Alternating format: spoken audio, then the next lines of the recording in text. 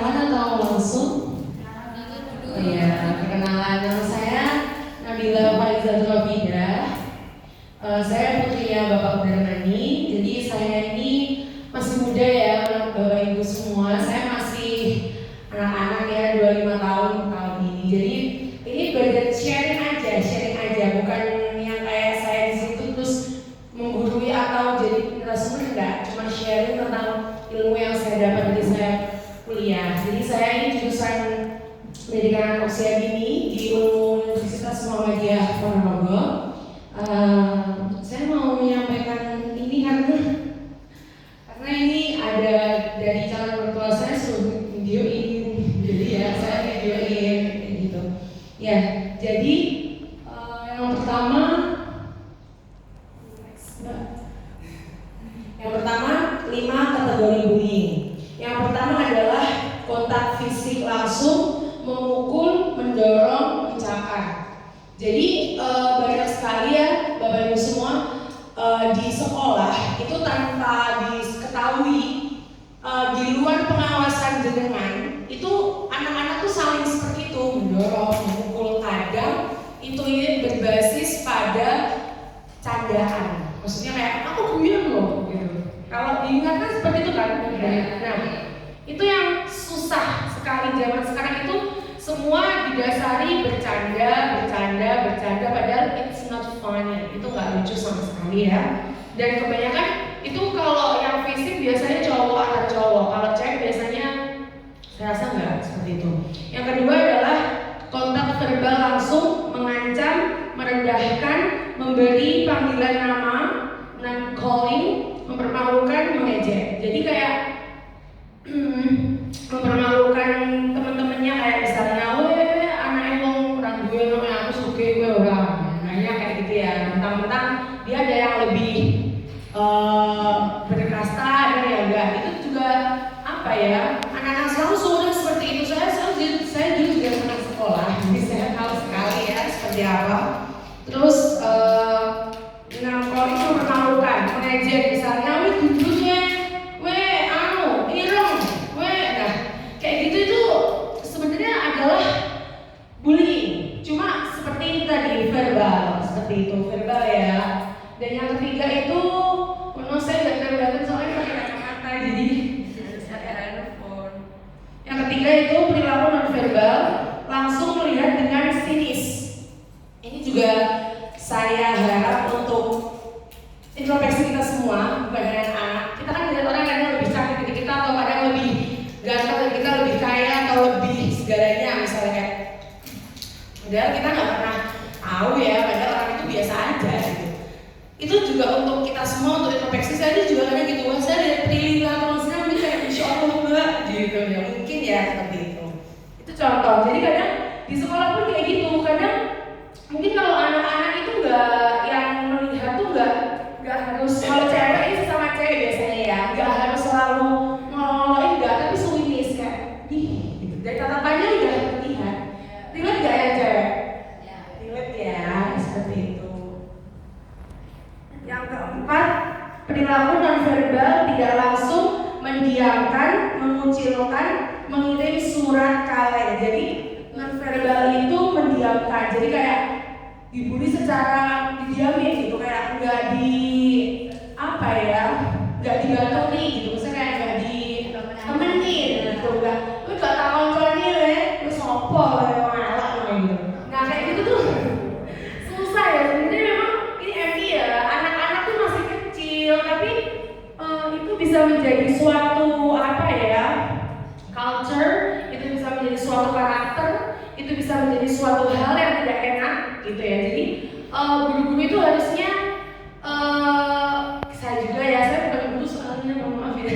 Jadi maksudnya guru-guru itu diharapkan bisa mendidik anak-anak dari sedini mungkin untuk bisa mempunyai karakter yang berakhlakul karimah, seperti itu. Yang kelima yaitu pelecehan seksual.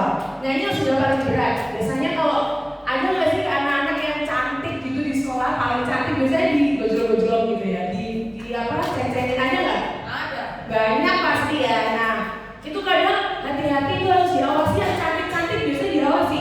Kadang ada loh yang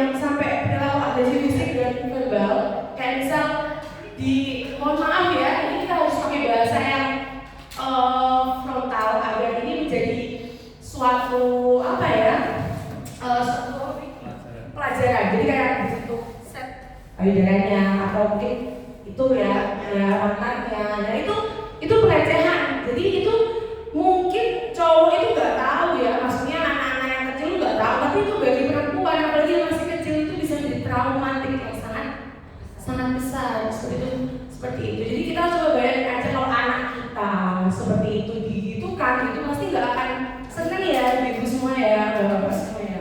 Nah ini dampaknya. Salah satu dampaknya yang pertama adalah mengalami kesulitan membina hubungan interpersonal. Terus takut datang ke sekolah aja nggak ya? Biasanya tuh absennya tuh jadi jarang gitu karena dia dibully. Ada nggak? Nggak ya? Apa? Kesalahannya. Oh kesalahannya sendiri. Iya. Terus dia jadi ini takut datang ke sekolah sendiri. Nah, ya. Oke. Nah, itu harus tetap kewajiban sekolah. Bagi saya, apapun kesalahan yang ada di sekolah, apapun itu, maaf ya. Jadi apapun itu, maupun kesalahan dia atau kesalahan teman itu, guru itu kan orang tua di sekolah. Jadi guru itu memang harus berperan sebagai orang tua, bukan cuma saya pulang, saya dapat gaji, ya saya pulang. No, it's just not this. Tidak hanya seperti itu. Jadi kalau meskipun guru itu mengajar, ya guru harus mengajar tuh sepenuh hati. Oh, saya ini mengajar, dipertanggungjawabkan di hadapan Allah seperti itu. Allah yang akan memberikan saya pahala, Allah yang memberikan saya gaji. Soalnya kalau kita ikhlas, itu Allah tuh misal ya, gajinya cuma 500. Allah akan kasih keberkahan senilai 5 juta. Seperti itu sudah banyak sekali pengalaman-pengalaman dari saya kecil, dari Abi mulai nol guru honorer sampai di Diklat, itu sudah banyak sekali pengalaman yang saya ambil seperti itu. Bukan saya ya, bapak saya. Ya, jadi seperti itu. Yang ketiga adalah sulit berkonsentrasi. Jadi kasihan kan anak-anak yang sulit konsentrasi, sekolah tuh jadi gak nyaman, sering gak masuk, kadang sekolah sering sakit. Nah coba kalau anak jenengan atau saudara jenengan seperti itu kan gak tega ya. Jadi coba melihat anak didik itu seperti anak sendiri, saudara sendiri, adik sendiri, kakak sendiri, seperti itu. Yang terakhir adalah ketinggalan pelajaran, dampak fisiknya sakit kepala, sakit dada, psikologis. Jadi yang saya sampaikan tadi ya, emosinya negatif seperti akhirnya di sekolah gampang marah. Ada nggak anak-anak yang sering marah di sekolah? Banyak kan, jadi tantrum, dendam, kesal, tertekan. Nah, anak-anak yang seperti itu tak diselidiki harusnya. Oh, di rumah tuh sebenarnya namanya seperti apa sih? Nah, itu tugas sekolah dan terutama guru. Apalagi ini harus dibentuk kayak BK ya. Kalau saya sarankan setiap minggu atau mungkin sebulan sekali itu ada sosialisasi tentang bullying. Jadi anak-anak itu tahu kalau bully itu tuh nggak boleh, bully itu nggak baik. Sekali aja ada kasus, apalagi yang paling sampai ada yang bunuh diri di sekolah ini, itu kan ada, itu udah yang paling parah gue, itu yang paling parah. Tapi ya jarang kalau di desa, di Korea sering gitu. Nah, itu bisa mencoreng nama sekolah. Bukan hanya nama sekolah, tapi ya tanggung jawab kita di hadapan Allah itu gimana gitu. Anak itu anak jenengan loh gitu. Itu anak jenengan, anak yang jenengan didik ya harus bertanggung jawab dari Allah gitu. Jadi semua itu bukan hanya dikategorikan dengan uang dan uang, tapi dari pertanggungjawaban kita kepada Allah seperti itu. Jadi ini yang terakhir adalah beberapa tips untuk mencegah bullying. Yang pertama adalah berikan mereka alternatif komunitas yang mengakuinya. Jadi ibu semua bapak-bapak yang kelihatannya tahu ada yang ada yang dibully nih kayaknya. Nah itu jenengan harus search siapa-siapa yang kelihatannya kan di kelas kelihatan ada nggak yang digojol-gojol, kelihatan kan? Nah itu dijadikan komunitas misalnya, atau ditanya teman sekelasnya, misalnya ya Sylvie itu bisa Sylvie gitu. Sylvie itu kita bisa tahu Sylvie itu di kelas gimana sih, apa dialog ya? Ada yang kalau benar semua diem, itu Berarti Anda sedang menyekolahkan seorang apa? Seorang anak yang tidak berpendidikan di dalamnya. Seorang kalau bisa apa kriminal. Itu kriminal, bullying itu meskipun anak kecil itu kriminalitas, ya. Bukannya langsung di penjara enggak ya? Masih kecil. Nah, yang kedua adalah jadi anak-anak itu dikasih tahu, dicari tahu. Jadi teman-teman, oh ini Silvi ini di sekolah kayaknya ini enggak ya? Misalnya teman yang dekatnya Nanda, Silvi di sekolah gimana Nanda gitu? Apa dibully ya? Atau dimarah-marahin ya sama? Atau dibully sama cowok? Mungkin dia cantik misalnya, Silvi itu cantik ya misalnya. Terus yang kedua, ini kita merujuk pada Silvi ya dari satu kasus. Misalnya itu adalah contoh. Nah yang kedua adalah putus mata rantai pelaku dan budaya bullying. Ajarkan cara mengantisipasi kekerasan, bukan melakukannya.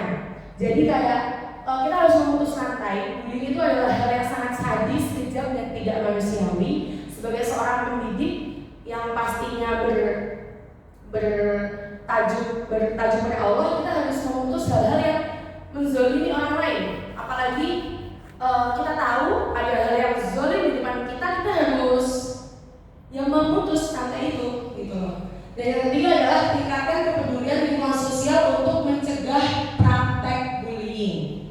Nah, ini tadi seperti sosialisasi, seperti hukuman-hukuman yang tegas. Benar, tadi yang punishment-nya terakhir saya jelaskan ya.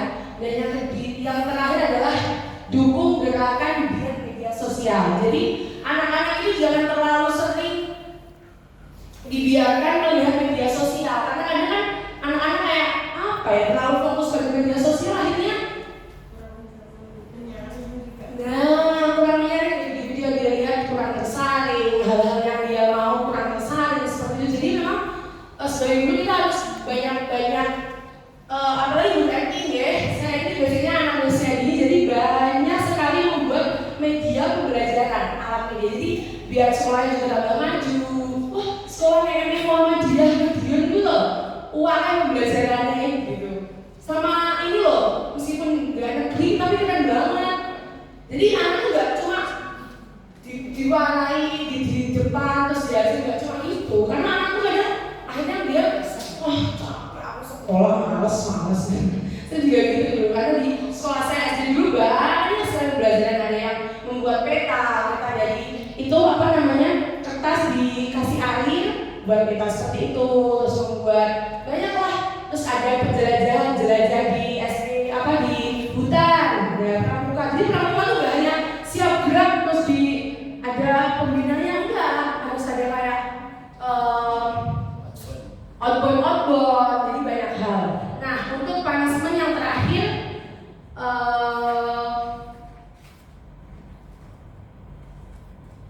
jadi ada punishment yang tegas. Yang pertama adalah dipantau dan dicari pelakunya, ya. Dan yang kedua diselesaikan bersama BK dan guru yang bersangkutan, misalnya wali kelas dan wali murid. Jadi kayak misalnya ada anak yang benar-benar udah parah ya, ini maksudnya udah yang paling, kan kadang anak itu mau diselesaikan malah gini ya. Misalnya si Silvi itu dibully dan jelas semua tahu ya, yang bully misalnya si Tono gitu misalnya. Nah, si Tono ini malah tambah goreng karena dia berkuasa di kelas, kan ada berkuasa kelas. Nah, bukan malah gue pradol loh, gue ngomong lo. Nah, malah saya dibully gitu. Nah, itu kewajiban seorang guru tuh harus di situ sebagai pendidik, sebagai kita wajib untuk, saya ada guru-guru ya, karena saya tuh kasihan gitu loh, banyak yang dibully gitu tuh di televisi tuh banyak banget kayak marah banget, akhirnya sampai kejadian bunuh diri itu kadang saya, ya Allah kasihan masih kecil, ada yang nggak bunuh diri tapi dia meninggal dengan sendirinya karena saking tertekannya. Dan jangan sampai ada siswa di sini yang ya Allah meninggal, anak MI Muhammadiyah Madiun meninggal karena dibully di sekolah. Wah itu bukan hanya di masyarakat ya, tapi di hadapan Allah kita pasti sangat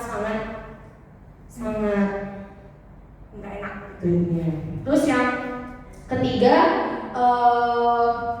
dipindah kelas dan memanggil wali murid, jadi nggak langsung dikeluarkan ya. Mungkin si Tono ini kan nakal Silvi nih, dipindah dulu di kelas, dipindah dari kelas kita A ya,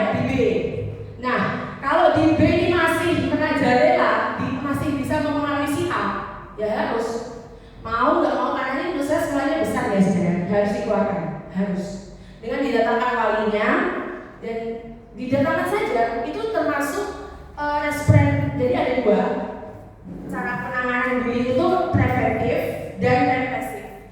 Preventif itu pencegahan yang tadi, sosialisasi, terus kayak supaya jadi bullying, motivasi untuk anak-anak ya.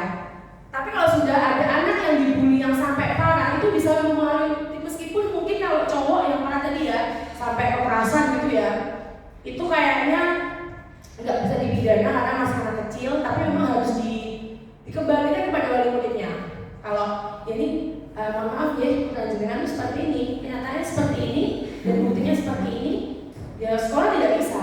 Kalau ada anak kriminalitas seperti itu, ini akan membuat banyak orang terpengaruh. Banyak, jadi kan temannya akhirnya jadi membuli, masalahnya seperti itu. Nah, yang kedua, represif, karena menekan, mengekang, dan menghukum. Jadi hubungannya kalau yang perempuan biasanya sudah di psikologisnya kena ya. Jadi meskipun nggak dijotosi, nggak dikeroyok, tapi kena, kalau sudah kena psikologisnya, wah itu jauh lebih berbahaya. Kan banyak sekali mental health yang entah bisa jadi kena skizofrenia, bipolar, kan banyak anak seperti itu. Makanya kita harus menanggulangi agar tidak ada siswa di sini yang solih-solihah, yang cantik, ganteng sampai terkena penyakit mental seperti itu. Jadi seorang guru harus berusaha gitu loh. Jadi dan insya Allah semoga kepala sekolah juga bisa tegas dalam mengimplementasikan bullying ini untuk membangun sekolah yang benar-benar sekolah yang baik dan berlandaskan pada Allah seperti itu. Jadi yang terakhir dipanggil wali muridnya, diberi pembimbingan, anaknya jangan langsung dikeluarin. Jadi misalnya sebagai guru kita harus di BK misalnya udah hari Sitono ini udah parah banget nih. Udah dipindah di B masih membuli si Sylvie tadi, masih mempengaruhi semua sesekolah mungkin menjadi bully Sylvie. Wah itu sudah tidak bisa. Dengan si Tono ini dikasih bimbingan di BK misalnya selama yaudah Tono begitu kamu ya belajar agama sama misalnya jadi guru agama sebenarnya adalah guru agama. Jadi selama sebulan kamu dipondokin misalnya gitu, tapi setelah ini mohon maaf karena memang di orang tuanya yang sudah hal ini sudah tidak bisa ditolerir, kamu sudah membuat Sylvie sakit, membuat onar intinya. Jadi intinya itu sudah harus dikeluarkan. Itu adalah hal yang paling terakhir bagi gue. Jadi pertama diberi sanksi-sanksi dulu, baru kalau masih temen-temen ya baru tadi. Jadi nggak langsung dikeluarin otot enggak. Jadi kayak dikasih dididik dulu, dikasih sanksi tegas. Kalau dikasih sanksi kok ya masih seperti itu, ya udah seperti itu. Ya demikian yang bisa kami sampaikan. Semoga MI Muhammadiyah Madiun menjadi sekolah yang terbaik, bermutu Madiun dan bisa membanggakan Muhammadiyah. Senang sekali bisa berbicara dengan orang-orang hebat di sini, berbagi sharing. Kalau ada yang ditanyakan, boleh. Ada yang ingin minta saran atau apa? Nanti saya compare sama Abi.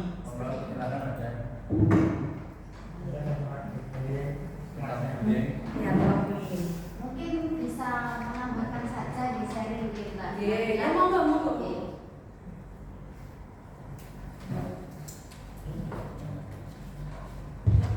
Terima kasih Mbak Nabila atas praktek filmnya yang didapat dari perkuliahan, karena kita juga perlu refresh meskipun kawak-kawak. Ini menambahi saja barangkali bahwa bullying ini bisa juga pelakunya bukan hanya siswa, tetapi juga pendidik dan tenaga kependidikan di sekolah. Bukan hanya siswa atau anak dengan anak, tetapi pendidik dengan kepada anak-anak juga bisa jadi, ataupun tenaga pendidik kepada anak bisa jadi. Contoh saja mungkin bisa kita tidak menyadarinya. Mungkin banyak, bahkan mungkin saya juga pernah ketika kita mengatakan kepada anak Allah memulai raiso. Padahal itu juga bentuk bullying. Itu juga bentuk bullying. gampang kowe kok yo ora iso, padahal soal gampang lho kok gak iso ki piye to kowe iki. Itu juga bentuk bullying Bapak Ibu nggih. Jadi memang perlu kita sadari ternyata itu juga menjatuhkan mental anak, apalagi di hadapan teman-temannya.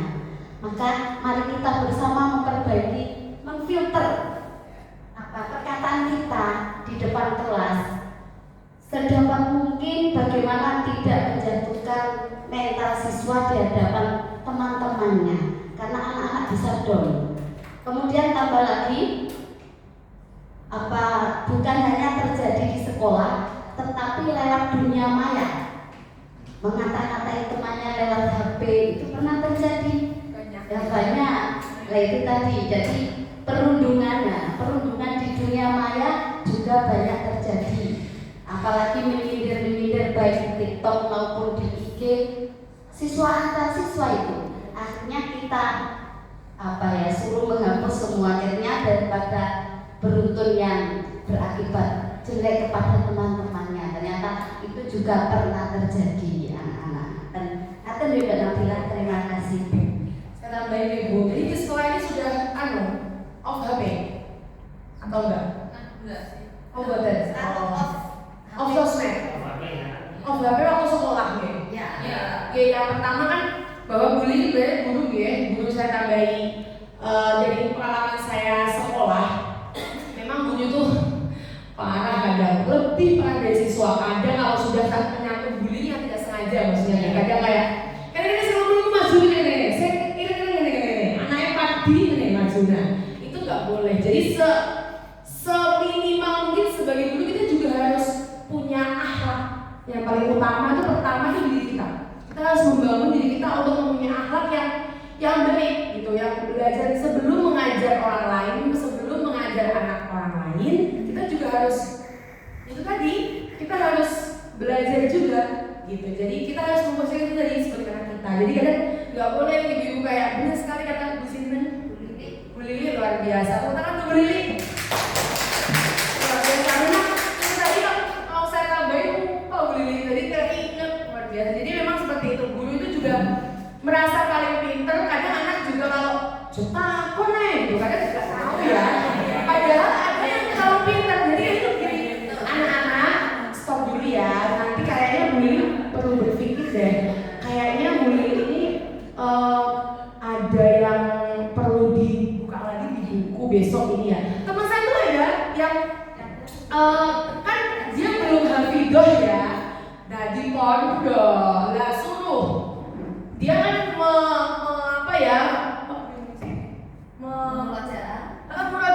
merajaan naba.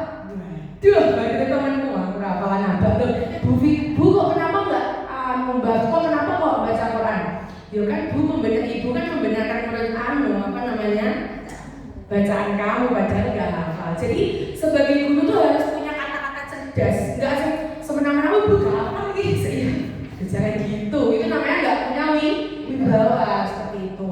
Dan yang kedua adalah mengatai perundungan dunia maya. Jadi memang itu tadi dengan sosialisasi per bulan mungkin sekali kita undang psikolog atau saya juga boleh ya promosi. Jadi memang dikasih anak-anak tuh dikasih asupan tentang bullying itu nggak boleh hati-hati terus.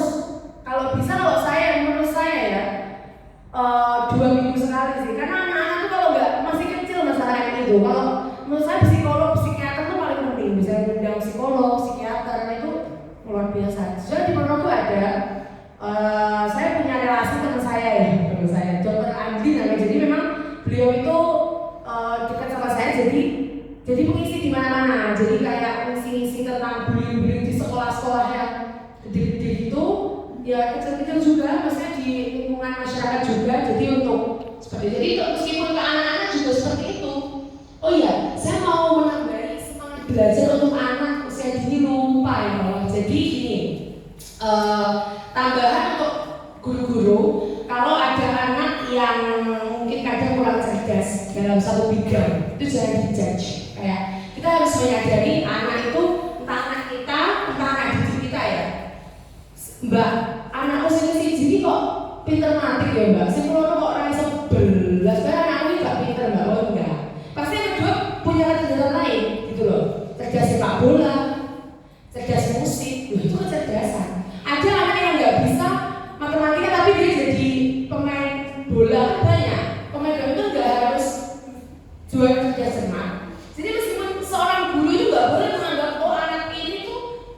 bijinya akademis jelek, bijinya nggak baik, berarti dia nggak pinter. Not, it's not this, itu nggak boleh. Jadi ada 8 kecerdasan. Jadi banyak ya.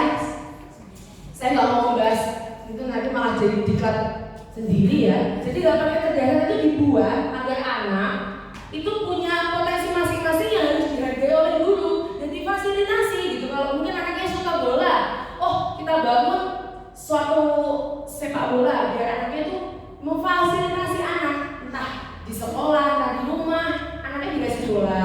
Pinter bahasa Inggris kakaknya, oh disuruh di lesson kuman misalnya kok. Maksudnya contohnya di mana aja boleh, di agama, GO, kayak gitu boleh. Oh tapi anak saya itu yang bahasa Inggris pinter, oh dikasih di pare. Tapi dia bahasa Inggrisnya nggak pinter, ya jalan di puasa semua sama. Dan cita-cita ya, saya itu jalan di puasa. Aku guru, aku dokter, anakku kudu jadi dokter, kudu jadi guru, itu nggak boleh. Jadi ada temennya Abi itu yang anaknya tuh suruh sekolah dokter, jadi pas-paskan orang lain dokter. Ya nuruti orang tuanya, tapi setelahnya apa? Keuangan bebek. Ya karena nggak sesuai passion, jadi harus anak itu didukung sesuai passion yang dia punya. Kayak saya tuh dulu sama Abi tuh, saya sebenarnya males ya kuliah tuh, kayak mau kuliah bio gak iso, untuk kuliah minimal kuliah terserah harus ambil apa. Akhirnya saya kuliah karena pengen ambil psikologi ya, sama Umi kayak kalau psikologi di mana waktu itu belum ada, dan saya suruh dikasih orang tua ya. Terus kayak itu di Pondok aja ambil dengan anak usia dini dong, itu psikologinya banyak karena kalau lebih ke anak, kalau misalnya nggak kerja nanti jadi kan masih jadi ibu seperti itu kan. Nah akhirnya saya ambil, saya ngajar itu nggak betah, jadi saya guru itu luar biasa sekali. Saya tuh nggak betah di kelas lama-lama ini, setelah ngajar ini saya jadi langsung pulang karena mau ke Mbah ya. Jadi memang guru itu luar biasa. Tepuk tangan untuk guru Indonesia. Jadi guru itu juga jangan dipikir kayak mungkin guru nggak anggur itu, karena kan dia itu dokter loh, sama aja dokter mengobati, guru mendidik. Jadi memang apalagi saya tuh pengen jadi guru tapi nggak bisa, makanya sama Abi coba alih profesi ini deh, misi kayak Abi. Ternyata alhamdulillah nyampe ya, alhamdulillah nyampe, semoga nyampe. Jadi intinya kita sebagai orang tua maupun guru itu harus menghargai anak dari hal kecil sampai terbesar. Jadi anak-anak tuh nggak boleh kita terus jadi pendamping untuk anak curhat. Jadi anak tuh kalau di rumah ya ditanya, adek pulang hari ini apa kegiatannya gitu. Jangan sampai anak kita tuh misalnya anaknya dibully ya, kita nggak tahu gitu loh. Karena kita kan ada yang diem, ada yang kita ya, yang diem itu kita dekati. Ada di rumah tadi ya, visual ini apa sih kegiatannya sayang gitu. Oh ini mah gini. Nah jadi kita sebagai orang tua harus menjadi pendamping terbaik untuk anak agar kedepannya bisa menjadi anak yang sukses di dunia wal akhirah. Ya terima kasih, demikian yang dapat Anda sampaikan. Ada lebihnya yang mohon maaf. Bila taufik wal hidayah. Wassalamualaikum warahmatullahi wabarakatuh.